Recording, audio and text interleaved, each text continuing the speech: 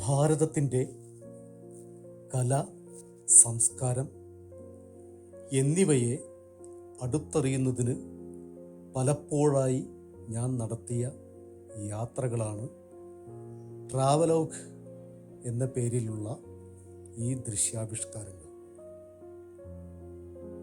മുന്നേ പലപ്പോഴായി എല്ലോറ, ബദാമി, പട്ടടയ്ക്കൽ, ഐഹോൾ, ബേലൂർ, ഹലേബീഡു എന്നിങ്ങനെ പല വീഡിയോകളും ചെയ്തിട്ടുണ്ട്.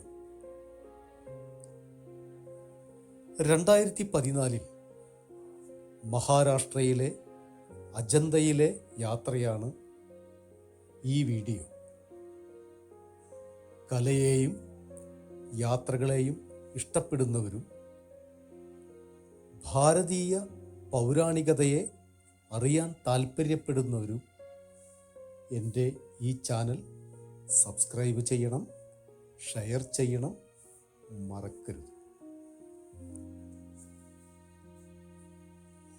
BC 2-ാം നൂറ്റാണ്ട് മുതൽ AD 7-ാം നൂറ്റാണ്ട് വരെയുള്ള കാലഘട്ടത്തിൽ വാഗൂർ നദിയുടെ ഉദ്ഭവസ്ഥാനത്തിനടുത്ത് പാറക്കെട്ടുകളിൽ കൊത്തിയെടുത്ത ഗുഹാക്ഷേത്രങ്ങളും ബുദ്ധവിഹാരങ്ങളുമാണ് അജന്ത ഗുഹകൾ.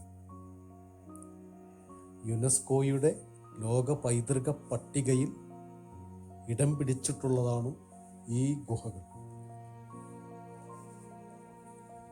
ഹൈദരാബാദ് നൈസാമിൻ്റെ സൈന്യത്തിലെ ബ്രിട്ടീഷ് പടയാളികളാണ് സൈനിക പര്യടനങ്ങൾക്കിടയിൽ യാദൃശ്ചികമായി മൺമറഞ്ഞുപോയ അജന്തയെ പുറം ലോകത്തെത്തിക്കുന്നത്.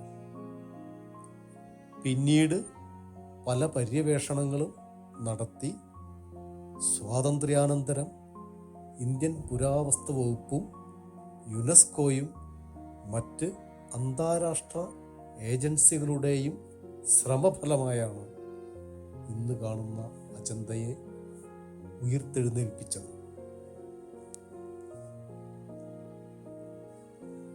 BC 2-ാം നൂറ്റാണ്ട് മുതൽ AD 7-ാം നൂറ്റാണ്ട് വരെ ഡെക്കാൻ പ്രദേശം ഭരിച്ചിരുന്ന ശതവാഹനന്മാരുടെയും വാകാടന്മാരുടെയും 2 കാലഘട്ടങ്ങളിലായാണ് ഈ ഗുഹകൾ നിർമ്മിക്കപ്പെട്ടത്. അജന്തയിൽ മൊത്തം 29 ഗുഹകളാണ് ഉള്ളത്. 9, 10, 19, 26 എന്നീ 4 ഒഴിച്ച് ബാക്കിയെല്ലാം വിഹാരങ്ങളും ഈ 4 ചൈത്യങ്ങളുമാണ്. ഏകദേശം 100ഓളം അടി താഴ്ചയിൽ നിർമ്മിച്ചിട്ടുള്ള 29 ഗുഹകൾ BC 2-ാം നൂറ്റാണ്ടിൽ പണി ആരംഭിച്ച് AD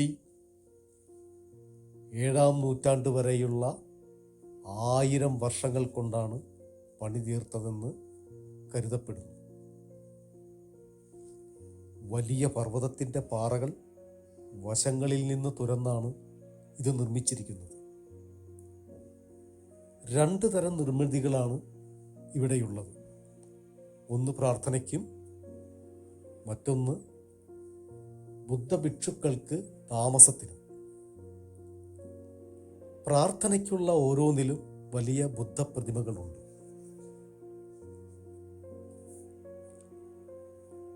അജന്ത ഗുഹകളിലെ ഏറ്റവും പ്രസിദ്ധമായിട്ടുള്ളത് അവിടുത്തെ ചുമർ ചിത്രങ്ങളാണ്. തറയൊഴിച്ച് തൂണുകളിലും ചുമരുകളിലും സീലിങ്ങിലും ചിത്രങ്ങളാൽ സമൃദ്ധമാണെങ്കിലും കാലപ്പഴക്കത്താലും മറ്റും മങ്ങിയതും കേടുവന്നതുമായ ചിത്രങ്ങളാണ് ഭൂരിഭാഗവും. ബുദ്ധനെക്കുറിച്ചുള്ള ഇതിഹാസ കഥകളും ബുദ്ധൻ്റെ പൂർവജന്മ കഥകളുമാണ് ചിത്രങ്ങളുടെ ഇതിവൃത്തം. മനുഷ്യൻ, പക്ഷിമൃഗാദികൾ, വനവാസികൾ, ഗുഹ്യകന്മാർ, കിരാതന്മാർ, കിന്നരന്മാർ തുടങ്ങിയവ ചിത്രത്തിലുണ്ട്.